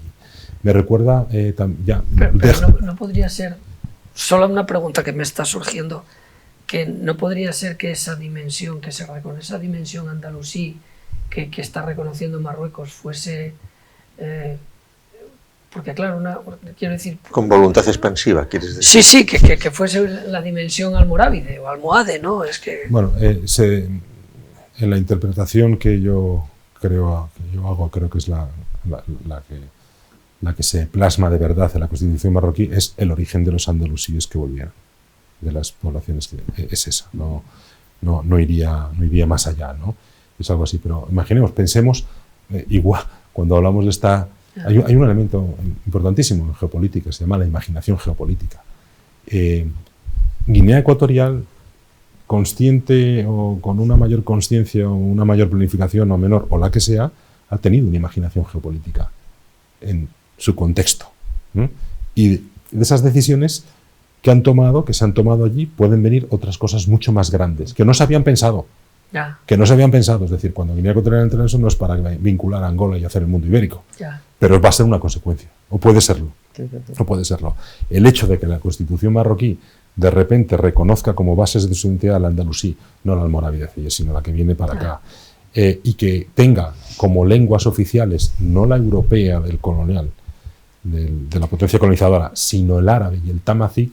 Y si pensamos que lo hebreo es también parte de su identidad, dicho en la Constitución... han reconocido al Estado de Israel. Dicho en la Constitución, podríamos pensar, yo diría como académico, no puede ser oficializada la jaquetía, pero esto es una... Yo creo que desde un punto de vista geopolítico más regional de la zona, esa dimensión andalusí seguramente está haciendo referencia a Ceuta y Melilla, probablemente. Porque Ceuta y Melilla sí que tienen esa dimensión andalusí, y entonces ahí es una manera quizás soterrada de decir... Bueno, depende de en qué momento se haya escrito, porque te cuenta que Marruecos reivindica el Gran Marruecos hasta el sur de Toledo, también, que en ese sentido hay las mezclas de las reconstrucciones históricas y de los proyectos hasta nacionales. Toledo fue el imperio almohade. Claro. Bueno, aquí se puede hablar, pero yo lo interpreto, o sea, la alusión al elemento andalusí, mal traducido como andaluz muchas veces, que no tiene nada que ver, andalusí, sería, a mi juicio, independiente de cualquier reclamación sobre Ceuta y Melilla, porque es otra cosa. A mi juicio, ¿eh? Sí, sí. Pero bueno, lo que quiero decir es que aquí está el elemento de la imaginación geopolítica. Tenemos que hacer muchas veces de la necesidad virtud y de ver cómo podemos aprovechar todo ello. Por cierto, que debo reconocer que conocí en estos días, me informó de ello nuestro embajador de España en Gabón, que hay una parte de Marruecos, de Gabón, una población donde se habla español oficialmente. Cocovic, al parecer, tenemos que investigarlo, invito a los que se investiguen, pues en algún momento, durante la colonia, durante la provincia de Guinea Española, pues una población hablaba allí y hoy que ha quedado en las fronteras del actual Gabón, ¿no? Y como otro elemento que se esgrimía para las mayores relaciones entre Funíbero, España con Gabón, es que, claro, fuimos países fronterizos durante varios años, una vez que Gabón se había independizado y Guinea seguía siendo provincia. Pero bueno, eso es ya. Sí, no, sí. Si quieres comentar. No, pues vamos. A mí, una pregunta de curiosidad. Funíbero, en todas estas relaciones geopolítico-lingüísticas internacionales en las que tú tomas, ¿qué vínculo, por ejemplo, hay con el Instituto Cervantes? O si no hay ninguno, es paralelo, por ejemplo. No, nosotros tenemos excelentes relaciones con las instituciones, precisamente con el Instituto Cervantes. Hemos firmado un convenio hace solamente 2 meses con el propio director general del instituto. Nuestras universidades, en particular la Universidad Europea del Atlántico, es centro acreditado del Instituto Cervantes en España, y estamos trabajando para que la Universidad Internacional de Kwanza, de Angola, sea el primer centro acreditado en África subsahariana del Cervantes. Claro, debo referirme a ello. Todos los alumnos de nuestra Universidad de Kwanza, he mencionado antes que nuestro profesorado es iberoamericano, ¿verdad? Y todos los alumnos estudian español en el primer año. Siendo lusófonos, tras 7 meses de estudio o 8 meses de estudio español, son virtualmente bilingües. Estamos formando 1.500 alumnos angoleños que son hispanohablantes cada año de las diferentes licenciaturas, no de una licenciatura de español, sino de ingeniería, de administración de empresas, de periodismo o de cualquier otra cosa. Por lo tanto, estamos impulsando el español en Angola. En África y en todos los lugares donde podemos, tenemos un importante acuerdo con el Instituto Cervantes. Tenemos la Universidad Internacional Iberoamericana de Puerto Rico, UNIP, también del grupo de Funíbero. Es la única universidad del sistema universitario de los Estados Unidos que tiene como lenguas vehiculares el español y el portugués, cosa que no ha hecho ningún otro país ni lusófono. O sea, nosotros somos capaces de llevar el español a Angola y el portugués a los Estados Unidos. Eso demuestra nuestra fe en la iberofonía claramente, ¿no?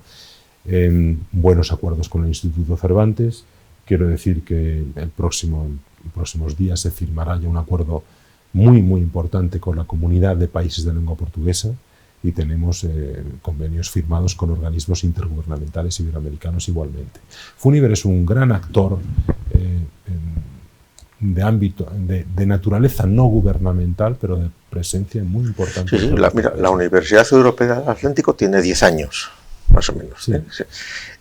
Y, por ejemplo, yo me sorprendí al ver la residencia estupenda que tiene en Santander, la cantidad de alumnos de Angola que había. Sí. Es decir, que Angola, Cabo Verde, eso en 10 años. En 10 años es una cosa sorprendente. Es interesantísimo. Casi el 35% de nuestros alumnos son extranjeros.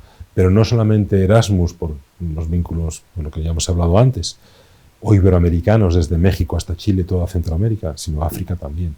Y esto nos hace que, siendo una universidad pequeña, somos de las más internacionalizadas de España.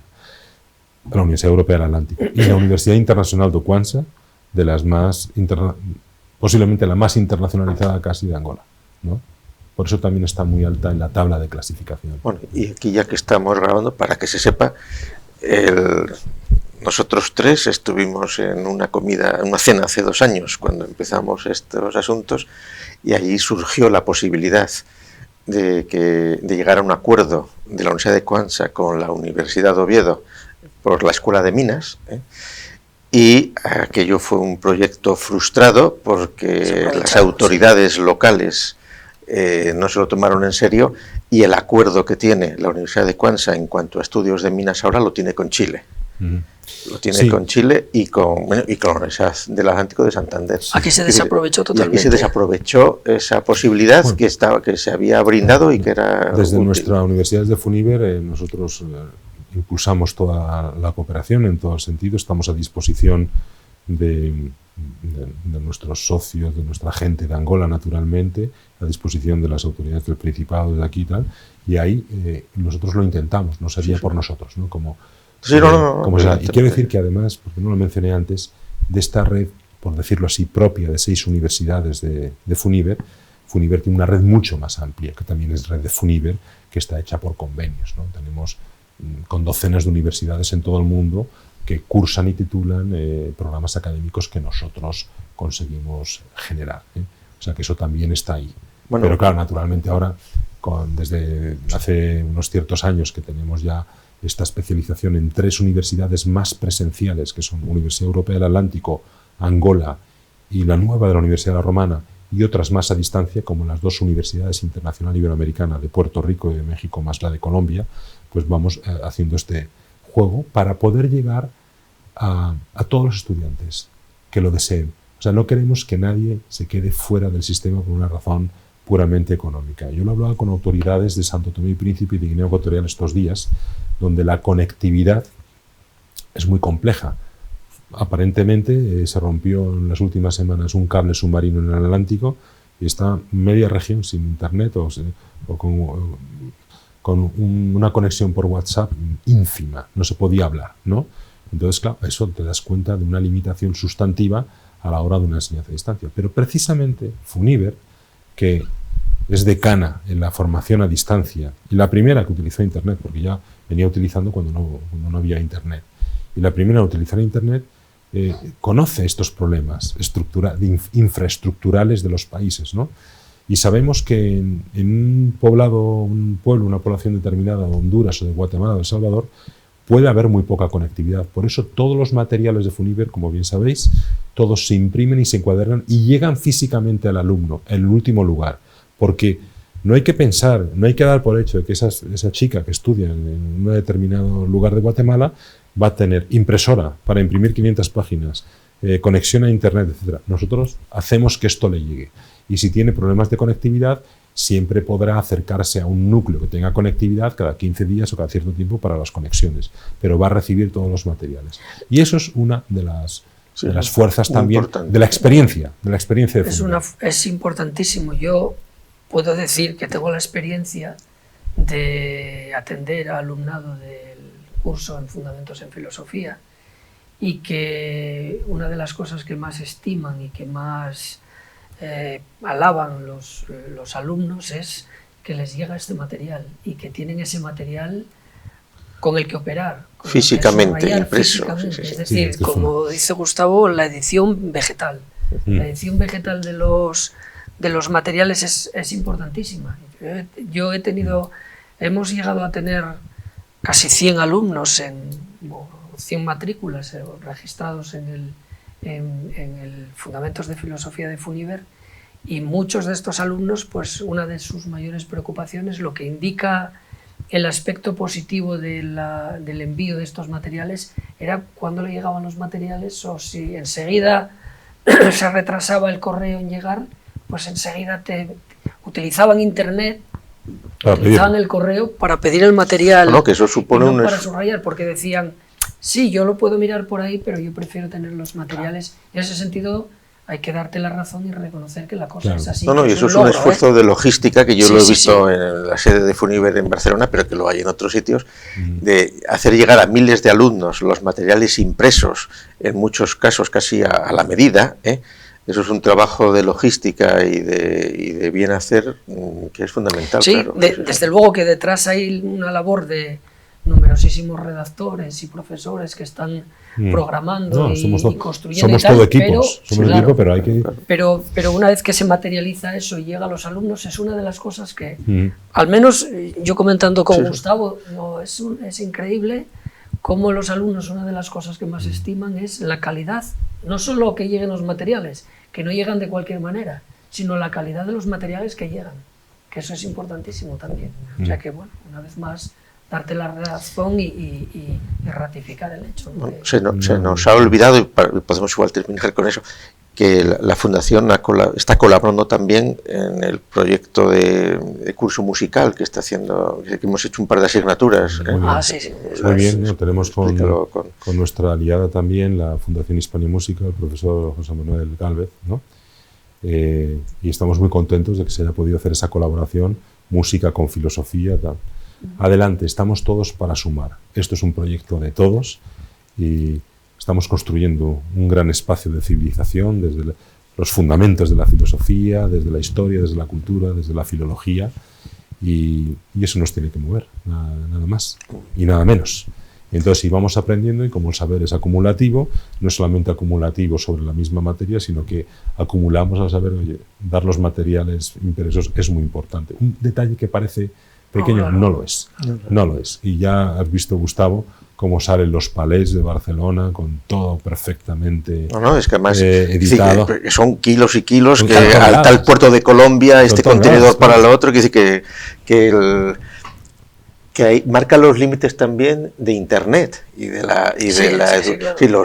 Los vídeos están muy bien, las conexiones ponentes están muy bien, pero para estudiar es mejor tener material escrito, poder subrayar, tenerlo presente en cualquier momento, volver sobre él, y eso exige una organización importante, y aquí, digamos, Funiver lo hace todo a pulmón, es decir, que es una entidad pues privada y que funciona a las mil maravillas, ¿no? Yo me acuerdo en vida de don Gustavo Bueno, que alguna vez se hablaba aquí sobre el tener los materiales en el teletipo, en la pantalla, y don Gustavo Bueno siempre decía, muy bien, hay que tener los materiales en la pantalla porque tienes acceso a ellos, pero luego hay que imprimirlos y coger el lápiz y ponerte a trabajar sobre ellos, y esa es la parte donde tú vas a operar sobre ellos. Claro. Te acordarás que lo dijo muchísimas veces. No. Pues con esto de Funiver seguro que lo estamos logrando. ¿no? Y bueno, hasta aquí pues este teatro crítico titulado Funiver en el espacio de la Iberofonía, por lo que vamos a dar las gracias a Fridiano Álvaro y a Gustavo Bueno por estar en esta mesa con nosotros hoy. Muchas gracias a todos. Gracias a vosotros.